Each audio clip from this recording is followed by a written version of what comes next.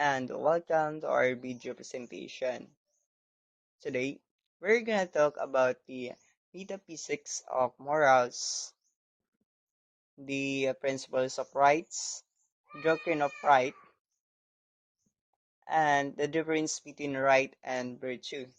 And my group mates also explain the other topics. So let's begin with the book of Metaphysics of Morals by Immanuel Kant. So, what is metaphysics of morals? So, metaphysics of morals explains how people should act based on reason, because reason is universal. Feelings and emotions change from person to person, but reason is the same for everyone. So, this means moral rules based on reason can apply to all people, not just individuals. Second, emotions can mislead us. If we act only on feelings like anger, love, or fear, we might make unfair or harmful decisions. And last is morality should be consistent. Kant believes we should act only in ways that we can apply to everyone. This idea is called the categorical imperative. So, if lying were okay for you, it should be okay for everyone, but that would be destroy trust. So, in metaphysics of morals, it divided into two, which are the doctrine of rights and the doctrine of virtue. So, first is the doctrine of right. It focuses on external actions, legal rights, and duties that can be enforced by law. It deals with justice and social relations and ensures freedom such as civil, political, and economic rights. Second, the doctrine of virtue. So, this also focuses on internal motivation, personal character, and moral duties that cannot be compelled by law, such as honesty, courage, and compassion. So next is the three principles of rights. So we have the liberty, equality, and independence. So liberty is the freedom of every person. Equality is everyone has equal value, and independence, people act as responsible individuals. So next is the difference between right and virtue. So right is for external actions and can be enforced by law, and it focuses on the justice. But virtue, it is internal intentions that cannot be forced and focus on goodness. So thank you so much. I hope you can learn a lot of the information. And my group mates will also explain the rights, the nature of rights, and etc. So thank you so much. Good day, everyone, and I am the next presenter, Raymond Degashan. And our next topic for today is all about right. So, what is right? A right is something a person is allowed to have or to do. It means a person can be expect for treatment from others and can live without others of stopping them unfairly. Right is also things that people can ask for because they are accepted as correct and fair by society. However, rights do not exist just because a person is alive. A person's right should not harm or taken away the right of others. If there is a conflict, a right of one person must be respected and protected. Rights are very important in society. because they help people become their best self. They allowed individuals to grow, develop their personality, and live a good life. At the same time, right also help keep society healthy and balanced. So there are nature of right.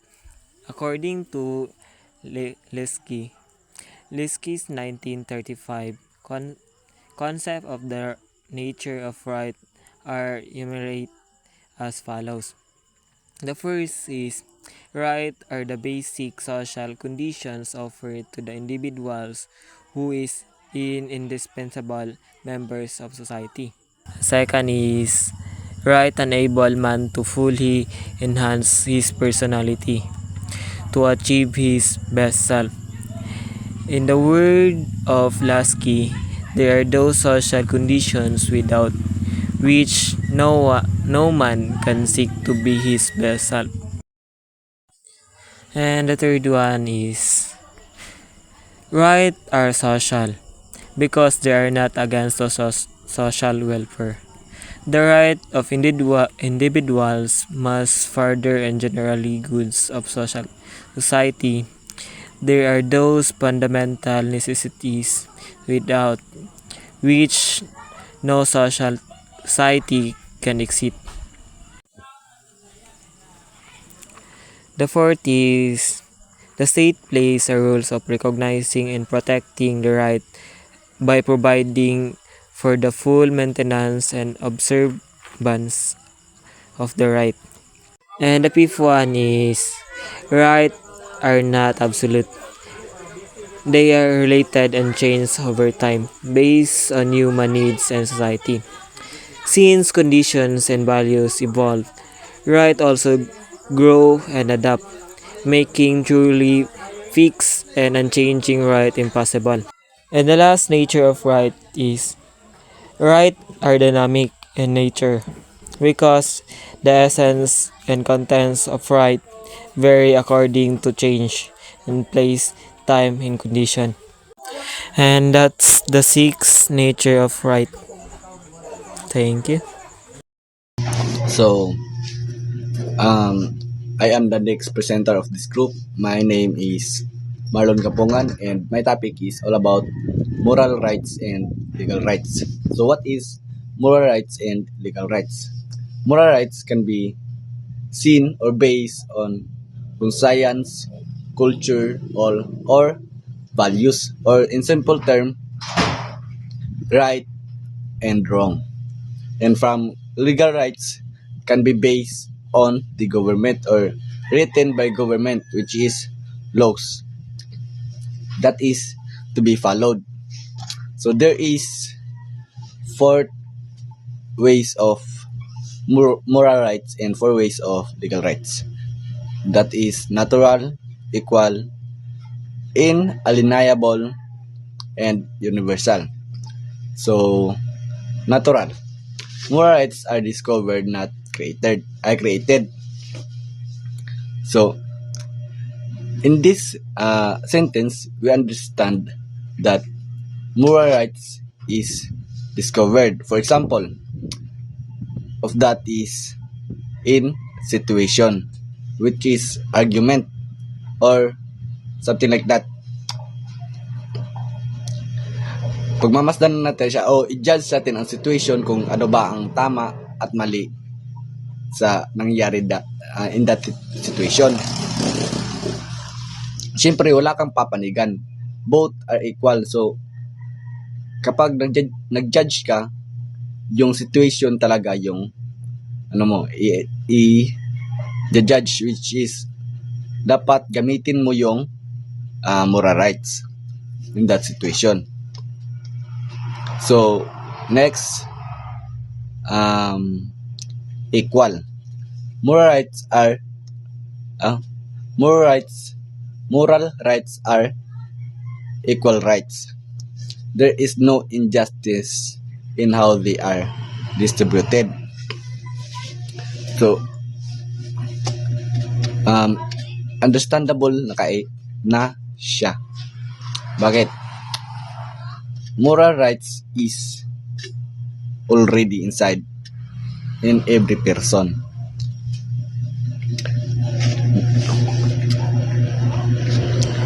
It is I say that already that it is the conscience. So every person have the conscience, which is to judge in that situation. Next, inalienable. Moral rights cannot be taken away from you without consent.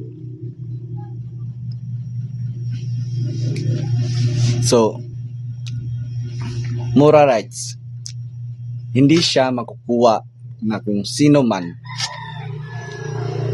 unless na lang kung nag-voluntary ka na isurrender yon or isurrender yon kung basta surrender. Universal, your moral rights are the same no matter where you are. So kahit saan ka pumunta, meron pa rin nag-exist na moral rights kasi nasa inside na yan sa every person or nasa sayo na yan. Hindi na yan mawawala. Next, let's proceed to legal rights. So, I say that to you already that legal rights are written by the government, which is the laws to be followed of the people of that country, certain country. So there is 4: created, can be unequal, alienable, and local. So created, or legal rights are created by legislation. So ang mga laws natin nag-exist siya dahil sa government. Ginawa siya para sa mga tao, para kontrolin yung mga tao, para hindi na gumawa ng mali. And ang pwede lang na gumawa ng laws is legislation, government, or a president. Next, can be unequal. There are many situations in which the distribution of legal rights is unjust. So, for example of that, let's base that in mayayamang tao at mahirap na tao. Pag mayaman ka, marami kang kapit, marami kang pera. So, pwede mo yang bilhin kung ano ba ang nagawa mong mali. Di na kailangan ng process.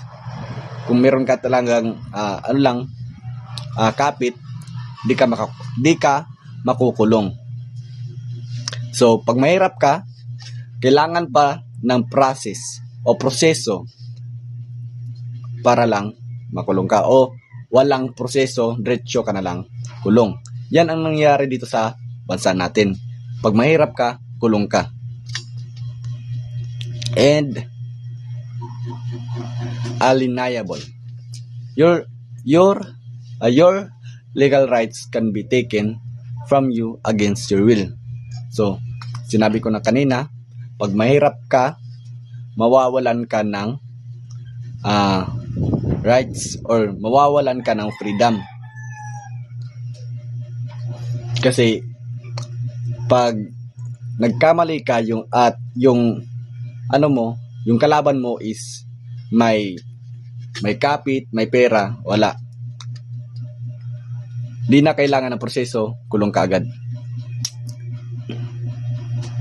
And especially pag wala kang alam sa laws, logi ka. Kasi wala kang alam eh. Parang tao-tauhan lang, parang kung flow lang. And next and last, local. So your legal rights change when you move from one jurisdiction to another. So understandable naman siya kasi pag ikaw nawala sa jurisdiction mo, mawawalan ka ng rights or freedom. For example of that is driving rules change from one country to another. So, sa Pilipinas, iba yung rules sa driving. And sa another country, iba din. So, that's all of my topic, which is the moral rights and legal rights. So, are the moral rights and legal rights important? Yes, because each one of us needs these two, moral rights and legal rights. So that's all for my topic, and thank you for listening. Goodbye.